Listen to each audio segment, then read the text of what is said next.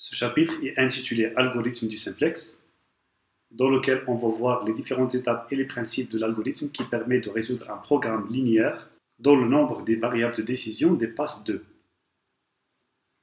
Ce chapitre est composé de 5 sections. Dans la première section, on va voir les différents principes de l'algorithme du simplex. Dans la deuxième section, on va voir les formes canoniques d'un programme linéaire, c'est-à-dire la forme standard. Et puis à partir de la troisième section, on va entamer les différentes étapes de l'algorithme du simplex en commençant par la notion de solution de base. Et puis on va voir dans la section suivante comment initialiser l'algorithme du simplex et puis les détails des calculs associés. Et finalement, on va regrouper toutes ces étapes pour résumer l'algorithme du simplex. En commençant par la première section concernant le principe de l'algorithme, dont l'objectif principal est de déterminer une solution optimale d'un programme linéaire lorsqu'une telle solution existe. On verra dans un autre chapitre que lors de l'absence d'une solution, on peut considérer un problème appelé de phase 1 qui détermine l'absence de solution réalisable. On rappelle ici la formulation de l'exemple introductif qu'on a considéré auparavant, dont la représentation graphique est donnée sur cette figure. Je rappelle que dans le chapitre de la résolution graphique, j'ai signalé que le principe de l'algorithme du simplex est de déterminer une solution optimale en allant de sommet en sommet adjacent. Si on part du point 0, 0, l'algorithme du simplex va déterminer une arête le long de laquelle l'objectif s'accroît. Ensuite, on va jusqu'au bout de cette arête, c'est-à-dire vers le sommet 0,6. Et on va reprendre la même chose à partir de n'importe quel sommet. On détermine une arête le long de laquelle l'objectif augmente, c'est-à-dire l'arête dans la direction vers le sommet 2,6. Et là, on peut remarquer que tout mouvement en arrière vers le sommet 0,6 ou bien en avant vers le sommet 4,3 implique une diminution de la fonction objectif. Et donc, on constate qu'on est à l'optimum. On va voir dans la suite comment effectuer ces mêmes opérations en utilisant juste les opérations algébriques. C'est l'objet de l'algorithme du simplex. Dans cette deuxième section, je rappelle la forme canonique d'un programme linéaire dans l'espace des variables originales, qu'on a déjà vu dans un chapitre ultérieur, et qui correspond à la forme matricielle suivante. Il s'agit d'un problème à n variables et n plus n contraintes d'inégalité. Parmi ces contraintes, on trouve n contraintes d'inégalité générale et n contraintes de positivité des variables. Pour expliquer la notion d'une variable d'écart, il suffit de remarquer qu'il est toujours possible de transformer une contrainte d'inégalité générale en une contrainte d'égalité par l'ajout d'une variable à laquelle on impose d'être positive. Par exemple, pour cette inégalité, le fait d'imposer que le membre de gauche soit inférieur ou égal au membre de droite permet d'ajouter une quantité positive au membre de gauche pour avoir une égalité entre les deux membres, avec la condition que la variable qu'on vient d'ajouter, appelée variable d'écart, devrait être positive. Cette variable qu'on vient d'ajouter représente un déficit ou un écart, et comme cet écart peut varier, on l'appelle variable d'écart. Autrement, la variable d'écart est la quantité qui, ajoutée au membre de gauche du contrainte, permet de transformer la contrainte en égalité. Bien sûr, dans l'exemple précédent, on a considéré une inégalité de type inférieur ou égal. On peut aussi envisager de transformer des contraintes générales du type supérieur ou égal en égalité. Par exemple ici, on impose que le membre à gauche dépasse le membre de droite, et donc il y a aussi un écart qui représente un surplus. Pour avoir l'égalité, il faut retrancher une quantité positive du membre de gauche. Cette quantité est toujours positive. Maintenant, on va appliquer cet ajout de l'écart à notre problème de départ pour obtenir un autre problème sous forme standard avec égalité. On peut bien remarquer qu'il y a équivalence entre les deux formes, puisque toute solution réalisable du premier problème, P1, peut être augmentée en une solution réalisable pour le problème P2, et inversement. Et puisque les deux fonctions objectives sont identiques, alors on a bien équivalence entre les deux problèmes P1 et P2. Par exemple, à la solution 3,2 du problème P1 correspond la solution augmentée 3,2,1,8,5 du problème P2. Dans l'autre sens, il suffit de tronquer la solution dans R5 en ne retenant que les premières composantes, c'est-à-dire 3,2. Passons maintenant à la section suivante, concernant la notion de la solution de base, et puis définir la notion des variables hors base. On peut remarquer que les égalités du problème P2 forment un système de 3 égalités, et puis 5 inconnus, x1, x2, x3, x4 et puis x5. Et on sait déjà qu'un système à 3 égalités possède une solution unique lorsque le nombre des variables est exactement 3. Mais puisque ici on a 5 variables, donc on peut fixer 2 variables d'une manière arbitraire. Par exemple ici, on peut fixer les deux variables x1 et x2 à 0 et on dit qu'elles sont mises hors base. Et dans ce cas, notre système possède une solution unique. Alors, une fois qu'on a fixé les deux variables x1 et x2, notre système à 3 équations et à 3 variables possède une solution unique. Et donc, on appelle variables hors base les n variables de l'espace Rn plus n fixées à 0. Les m variables restants sont appelées variables de base. Je rappelle que n représente le nombre des variables originales, les variables de décision, et le n représente le nombre des contraintes d'inégalité de notre problème.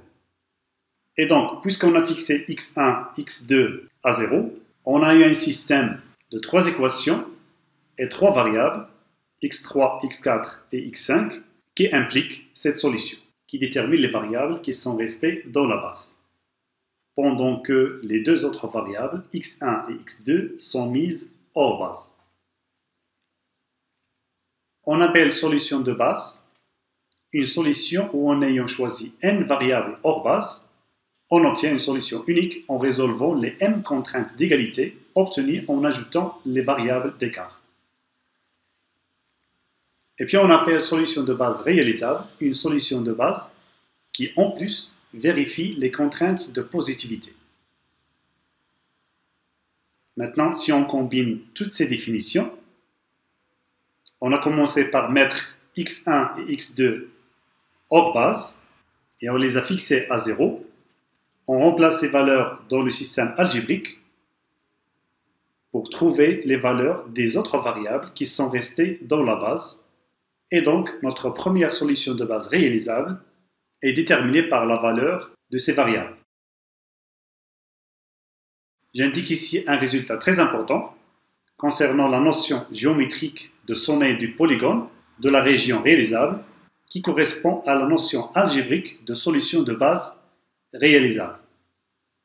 C'est-à-dire que lors de la résolution du système algébrique composé par les égalités, c'est-à-dire le système qui contient les variables de décision ainsi que les variables d'écart, Chaque solution de base réalisable correspond à un sommet de la région réalisable. On peut bien vérifier cette propriété sur notre exemple. Sur cette figure, les sommets 0, 0, 0, 6, 2, 6, 4, 3, 4, 0 correspondent à des solutions de base réalisables. Tandis que les points 0, 9, 4, 6 et 6, 0 correspondent à des solutions de base non réalisables, puisqu'ils n'appartiennent pas à la région réalisable. On peut établir cette correspondance sur le tableau suivant. Le premier point est un sommet. Si on fixe x1 et x4 à 0, on obtient le sommet 0,6. Maintenant, si on fixe x1 et x5 à 0, on obtient la solution 0,9, qui n'est pas un sommet de la région réalisable. Si on fixe x4, x5 à 0, c'est-à-dire on les met hors base, on obtient la solution 2,6, qui représente un sommet de la région réalisable. Tandis que si x3 et x4 sont mises hors base, c'est-à-dire fixées à 0, on obtient la solution 4,6, qui ne représente pas un sommet de la région réalisable, et ainsi de suite. Je rappelle qu'on a déjà parlé du fait que l'algorithme du simplex consiste à aller de sommet en sommet adjacent, c'est-à-dire le sommet le plus proche. Autrement, et du point de vue algébrique, cela revient à considérer un passage d'une solution de base réalisable à une autre solution de base réalisable. Et la notion d'adjacence devrait être étendue aux solutions de base. On appelle donc solution de base adjacente deux solutions de base dont les variables de base sont les mêmes, sauf une variable qui est dans la base dans la première base et hors base dans la seconde base. Par exemple, les deux solutions suivantes sont adjacentes, où on peut remarquer que dans la première solution, x2 est hors base, et puis il devient dans la base pour la deuxième solution. De plus, x4 il est hors base dans la deuxième solution, et puis il est dans la base pour la première solution. Si on considère ces deux solutions, on peut remarquer qu'ils ne sont pas adjacentes. Parce qu'on n'a pas seulement ici une seule variable hors base, mais on a deux variables hors base, et puis ils deviennent dans la base, dans la deuxième solution. Donc il ne s'agit pas d'une solution de base adjacente. Comme on peut le voir sur cette figure, le point 0, 0 et le point 0,6 sont adjacents, mais les sommets 0, 0 et 2,6 ne sont pas adjacents. Et donc, la notion géométrique de sommet adjacent correspond à la notion algébrique de solution de base réalisable adjacente. On passe maintenant à la section suivante pour l'initialisation de l'algorithme du simplex. La question qui se pose maintenant concerne le choix du point de départ. Pour répondre à cette question, on commence par traiter le premier cas, où le problème est mis sous forme d'inégalité inférieure ou égale, et puis les coefficients BI sont positifs. Dans ce cas, il suffit de prendre l'origine comme point de départ, c'est-à-dire fixer x1 et x2 à 0 pour qu'ils deviennent hors base. Algébriquement, toutes les variables originales x1 et x2 sont mises hors base. On les remplace par leur valeur dans ce système, ce qui donne directement la valeur des variables de base, x3, x4 et x5. Et donc, on obtient la solution de base réalisable de départ. Là, il faut bien remarquer que si un membre de droite est négatif, ou si une contrainte est sous forme d'égalité, il faut procéder autrement. Les différents cas envisagés peuvent être traités en passant par une phase préliminaire appelée phase 1 de l'algorithme du simplex. C'est ce qu'on va voir dans un autre chapitre. Maintenant, une fois qu'on a déterminé la solution de base réalisable de départ, on remplace les valeurs des variables qui figurent dans l'expression de la fonction objectif pour déterminer la valeur de cette fonction. Dans ce cas, elle vaut 0 pour x1, x2 nul. C'est-à-dire une marge bénéficiaire nulle, ce qui est tout à fait logique, parce que ce profit correspond à une production nulle des deux produits x1 et x2. Je rappelle encore une fois que le principe de l'algorithme du simplex consiste à se déplacer de sommet en sommet adjacent d'une façon qui permet d'augmenter la valeur de la fonction objectif. Et donc, on va devoir se déplacer à partir de notre solution de base de départ vers une solution de base réalisable en suivant une arête le long de laquelle l'objectif augmente. Et donc la question qui se pose maintenant concerne le choix de la direction à suivre à partir du point de départ. Algébriquement, on peut formuler cette question d'une manière équivalente sur le choix des variables hors base qui vont entrer dans la base. Le critère de sélection de la variable entrante est de prendre la variable hors base qui fournit le plus grand taux d'augmentation de la fonction objectif. Par exemple, pour une augmentation unitaire de x1, la fonction objectif z augmente de 3. Tandis que pour une augmentation unitaire de x2, la fonction objectif z augmente de 5.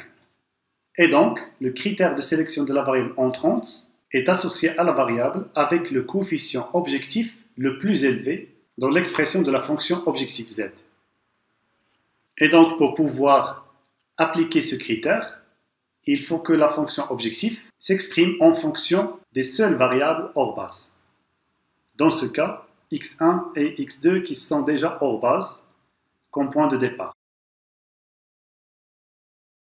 La question qui se pose ensuite concerne le point le long de la direction qu'on a suivi et pour lequel on devrait s'arrêter.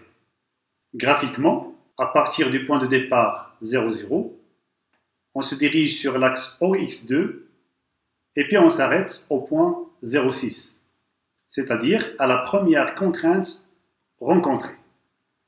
Algébriquement, on peut bien voir qu'en ce point 0,6, la variable d'écart x4 s'annule. Et si jamais on se déplace encore au-delà du point 0,6, x4 deviendrait négatif, ce qui n'est pas acceptable. Et donc, l'idée est de pousser x2 le plus loin possible, tant que les variables de base restent positives. Plus précisément, le critère de sélection de la variable sortante est de prendre comme variable sortante la première variable de base qui s'annule. Suivant ce critère, on doit maintenir x1 hors base, c'est-à-dire fixer x1 à 0, et puis on exprime la variation des variables de base en fonction de x2 seulement.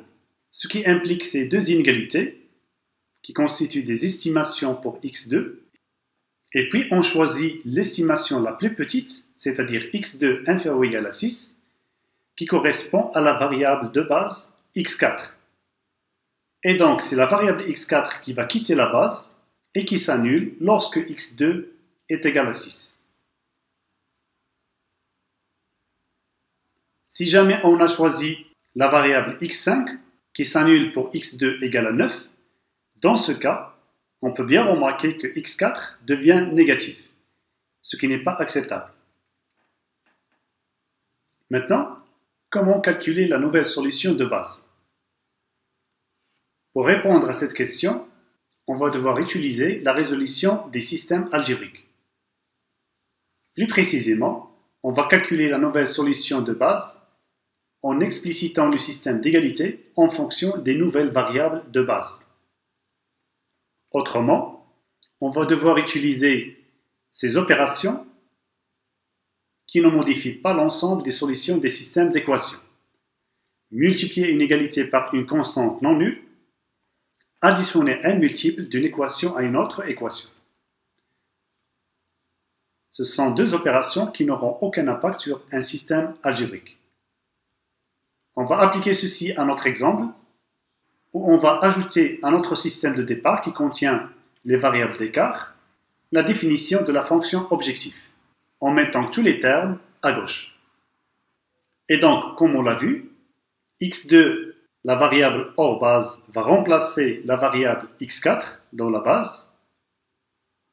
Et donc, on veut expliciter x2 dans la contrainte 2 pour remplacer la variable x4. Pour compléter cette opération, il suffit d'amener un 1 comme coefficient de x2 dans la deuxième contrainte, c'est-à-dire la multiplier par 1,5 pour avoir la contrainte 2'. Et puis, il faut éliminer x2 des autres équations. Par exemple, en retranchant à la contrainte 3, la contrainte 2, et en ajoutant à l'objectif 5 fois la nouvelle contrainte 2'. Et donc, on obtient ce nouveau système sur lequel on peut lire directement la valeur de la solution de base réalisable. Je précise ici que x1 et x4 sont fixés à 0, ils sont hors base, puisque x2 qui était hors base au départ vient de remplacer la variable x4 dans la base. Et en remplaçant x1 et x4 par leur valeur nulle, on obtient la valeur des autres variables de base, ainsi que la valeur de la fonction objectif. Maintenant, la question qui se pose, comment déterminer le fait d'être optimum? Sinon, comment on peut savoir s'il existe encore un sommet adjacent vers lequel on peut se diriger pour augmenter encore le profit? Pour répondre à la première question, on peut observer la définition de l'objectif. On voit que x1 possède un coefficient positif et donc il est intéressant de faire entrer x1 en base, c'est-à-dire qu'on a encore la possibilité d'augmenter le profit en augmentant la production de x1. À partir de là, on peut bien fixer le critère d'arrêt et on peut dire que la solution de base courante est optimale si tous les coefficients objectifs sont négatifs ou nuls lorsque la fonction objectif est exprimée en fonction des seules variables hors base. Pour notre situation, la variable entrante est x1 puisque c'est la variable avec le plus grand coefficient positif dans l'expression de la fonction objectif. Pour déterminer la variable sortante, on fait la même chose que la variable x2, c'est-à-dire on exprime les variables de base en fonction de la nouvelle variable entrante x1. Et donc c'est la variable x5 qui est sortante puisque c'est la première à s'annuler lorsque x1 égale à 2. Pour calculer le nouveau sommet, on exprime le système en fonction des nouvelles variables de base, c'est-à-dire x1 prend la place de x5 dans le système, en effectuant les mêmes opérations qu'auparavant. Par conséquent, on obtient ce système où on peut lire la valeur de la solution de base actuelle. Maintenant, on va devoir tester notre optimalité, c'est-à-dire on cherche un coefficient dans la ligne de la fonction objectif associé à un coefficient positif. Dans notre cas, il n'y a aucune variable associée à un coefficient positif et donc on devrait s'arrêter et on considère la solution courante de 6 pour un profit de valeur 36. On verra dans un autre chapitre une autre façon de présenter les mêmes calculs algébriques représentés sous forme de tableau. Maintenant, on va essayer de suivre le chemin décrit par l'algorithme du simplex sur ce graphique. En partant du sommet 0,0, la première itération de l'algorithme du simplex consiste à se diriger vers le sommet 0,6 et puis la seconde itération simplex consiste à rejoindre le sommet 2,6. Et finalement, la troisième itération consiste à constater qu'on vient d'atteindre l'optimum. On va voir dans un autre chapitre plusieurs situations qu'on peut envisager et qui représentent les réponses à des questions éventuelles et qui concernent l'exécution de l'algorithme du simplex. Ces questions peuvent se produire au niveau de l'initialisation, c'est-à-dire est-ce qu'on peut toujours trouver une solution de base de départ réalisable, et puis au niveau de l'itération, est-ce qu'on peut toujours à chaque itération trouver une variable entrante et puis une variable sortante, et finalement au niveau de la terminaison, est-ce que l'algorithme permet toujours de trouver l'optimum en un nombre fini d'étapes.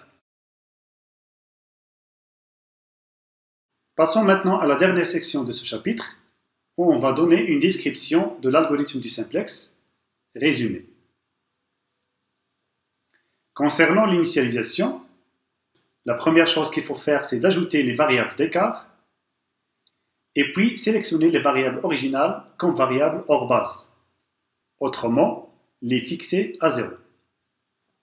Et puis, au niveau du choix de la variable entrante, on doit choisir comme variable entrante la variable hors base dont le coefficient objectif est le plus élevé lorsque la fonction objectif z est exprimée en fonction des seules variables hors base. Si jamais dans l'expression de la fonction objectif z, tous les coefficients des variables hors base sont négatifs ou nuls, alors on devrait s'arrêter. Le système ou bien le tableau courant implique une solution optimale.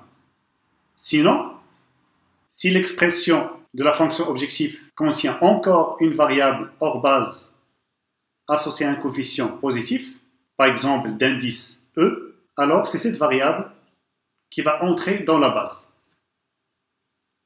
Et pour le choix de la variable sortante, c'est la variable la première à s'annuler. Autrement, c'est la variable pour laquelle le minimum est atteint pour ce rapport. Et puis pour déterminer la nouvelle solution de base, il suffit de diviser tous les coefficients de la ligne qui contient la variable sortante par le coefficient associé, éliminer la variable entrante des autres lignes par soustraction d'un multiple de la ligne qui contient la variable sortante, et puis on revient au pas 1 pour lequel on choisit une autre variable entrante et ainsi de suite.